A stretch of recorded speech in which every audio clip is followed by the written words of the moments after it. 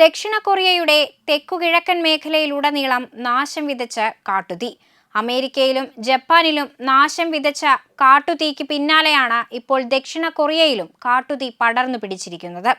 ഇതുവരെ 18 പേർ കൊല്ലപ്പെടുകയും 20ഓളം പേർക്ക് പരിക്കേൽക്കുകയും ചെയ്തതായാണ് അധികൃതർ അറിയിക്കുന്നത്. ആയിരക്കണക്കിന് അഗ്നിശമന സേനാംഗങ്ങളും സൈനികരും ചേർന്ന് അതിവേഗം പടരുന്ന തീ നിയന്ത്രിക്കാൻ പാടുപെടുകയാണ്.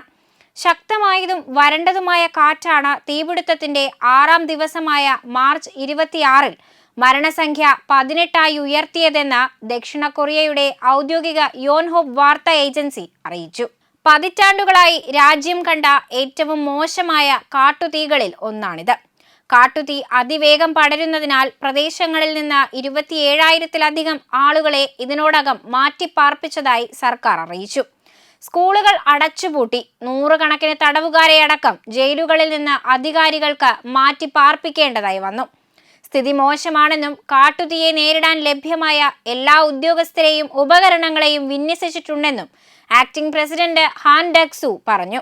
വടക്കൻ ജിയോങ്സാങ് പ്രവിശ്യയിലെ സാൻജിയോങ് കൗണ്ടിയിൽ ആരംഭിച്ച കാട്ടുതീ പിന്നീട് തലസ്ഥാനമായ സിയോളിൽ നിന്ന് ഏകദേശം 180 കിലോമീറ്റർ അകലെയുള്ള ഉസിയോങ് കൗണ്ടിയിലേക്ക് വ്യാപിച്ചു.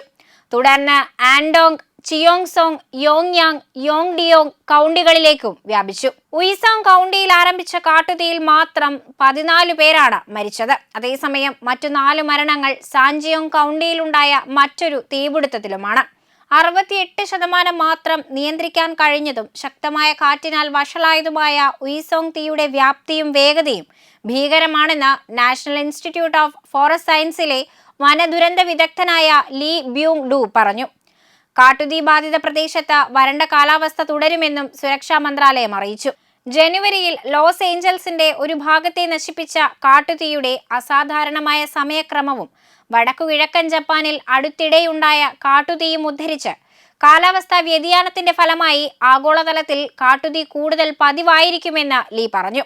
വലിയ തോതിലുള്ള കാട്ടുതീയെ നേരിടാൻ നമുക്ക് കൂടുതൽ വിഭവങ്ങളും പരിശീലനം ലഭിച്ച മനുഷ്യശക്തിയും ആവശ്യമാണെന്നും അദ്ദേഹം റോയിട്ടേഴ്സിനോട് വ്യക്തമാക്കി.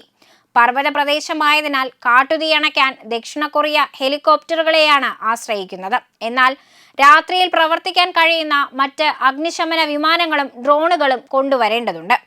യുക്രൈൻ യുദ്ധവുമായി ബന്ധപ്പെട്ട ഉപരോധങ്ങൾ കാരണം റഷ്യയിൽ നിന്ന് ഭാഗങ്ങൾ ഇറക്കുമതി ചെയ്യാൻ കഴിയാത്തതിനാൽ അഗ്നിശമനത്തിനായി ഉപയോഗിക്കുന്ന 48 ഹെലികോപ്റ്ററുകളിൽ 8 റഷ്യൻ ഹെലികോപ്റ്ററുകൾ കഴിഞ്ഞ വർഷം മുതൽ പ്രവർത്തനരഹിതമാക്കിയിരുന്നുവെന്ന് ഫോറസ്റ്റ് സർവീസിൽ നിന്നുള്ള ഡാറ്റ ഉപയോഗിച്ച് ഡെമോക്രാറ്റിക് പാർട്ടി നിയമസഭാംഗമായ യൂൻ ജൂൺ ബ്യോങ് ഒക്ടോബറിൽ മുന്നറിയിപ്പ് നൽകിയിരുന്നു. സ്ഥലത്ത് ഉപകരണങ്ങളുടെയും ഹെലികോപ്റ്ററുകളുടെയും അഭാവത്തെക്കുറിച്ചുള്ള വിമർശനങ്ങൾക്ക് മറുപടിയായി കാട്ടുതീ പ്രതിരോധത്തിനായി കൂടുതൽ ഹെലികോപ്റ്ററുകൾ ലഭ്യമാക്കാൻ ഏജൻസി പദ്ധതിയിടുന്നുണ്ടെന്ന് കൊറിയ ഫോറസ്റ്റ് സർവീസിന്റെ വക്താവ് കിം ജോങ് ഉൻ പറഞ്ഞു. മാർച്ച് 26-ന് 4,919 അഗ്നിശമന സേനാംഗങ്ങളെ വിന്യസിച്ചിട്ടുണ്ടെന്നും ഇതിൽ 100 കണക്കിന് പോലീസ് ഉദ്യോഗസ്ഥരും സൈനിക യൂണിറ്റുകളും ഉൾപ്പെടുന്നുവെന്നും 87 ഹെലികോപ്റ്ററുകൾ ഉപയോഗിക്കുന്നുണ്ടെന്നും അദ്ദേഹം പറഞ്ഞു. മാർച്ച് 22-ന് ഉസിയോങ്ങിൽ പൊട്ടിപ്പുറപ്പെട്ട തീപിടുത്തങ്ങൾ ഇതുവരെ നിയന്ത്രണ വിധേയമായിട്ടില്ല. പുരാതന ക്ഷേത്രങ്ങളും പൈതൃക ശേഷിപ്പുകളും അഗ്നിക്കിരയായി.